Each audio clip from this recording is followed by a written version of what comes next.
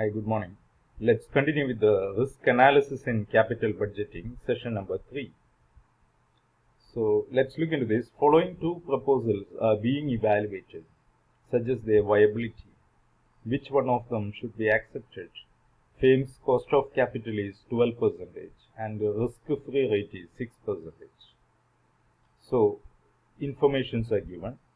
Year is given. The cash flows are given. Proposal Y cash flows are given and certainty equivalent is given. Then proposal Z cash flows are given and certainty equivalents are already given.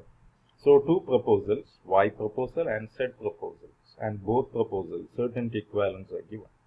And based on this, you want to evaluate and check which proposal will be accepted. That's the question.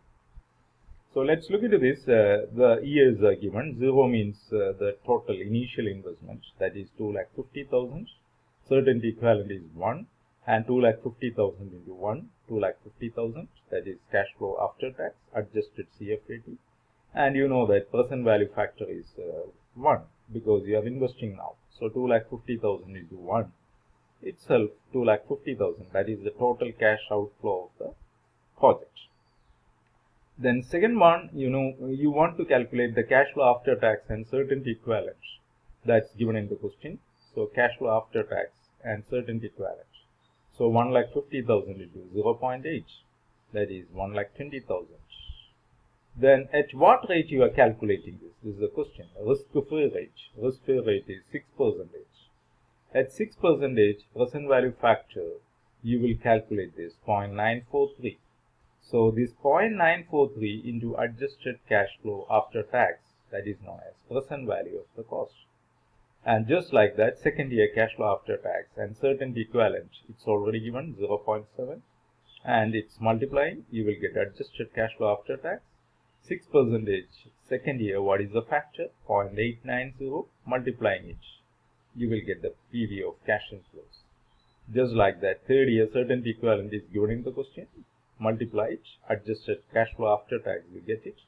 And third year 6% PV factor is 0.840. Multiply both of these things together, you will get 75,600. So you find the sum of this PV of cash inflows, 1,13,160 plus 93,450 plus 75,600.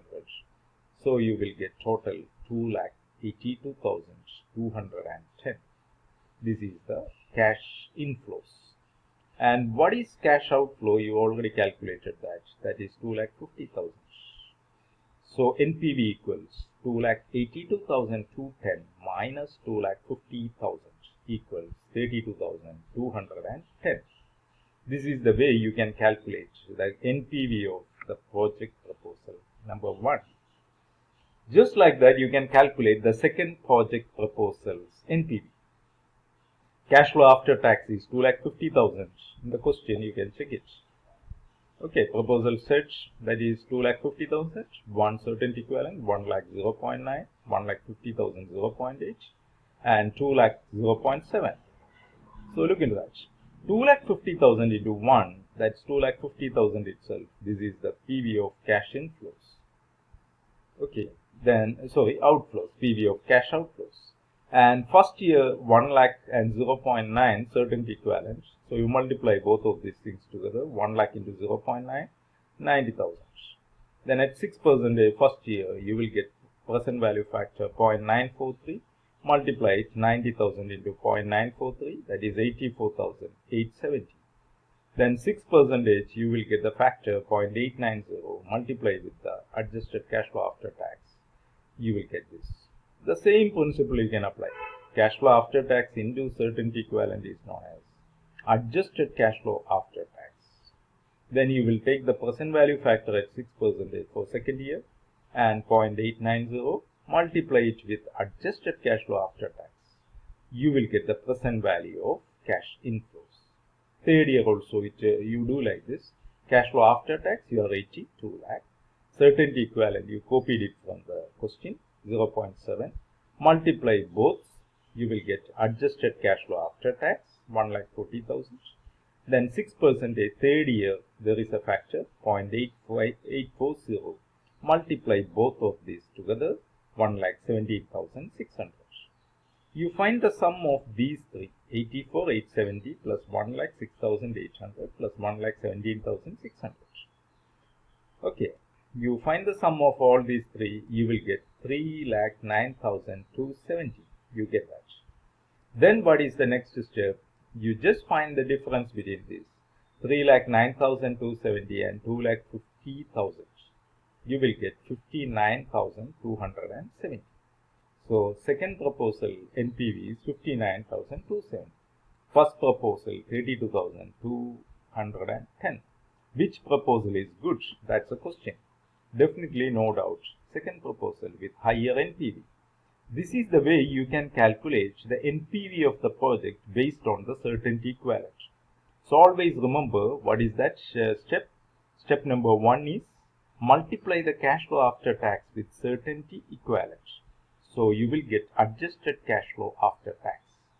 Then you take the present value factor and multiply it with the adjusted cash flow after tax. Present value factor is multiplying it. Then you will get the present value of cash inflows. All the present value of cash inflows added together. Then you find out the cash outflow and present value of cash outflow. Find the difference between these two. That is known as NPV of the project. And one more question we will discuss. A company is considering two projects, P and Q. Which project will recommend on the basis of coefficient of variation? You know that it is one of the tools used to measure the risk.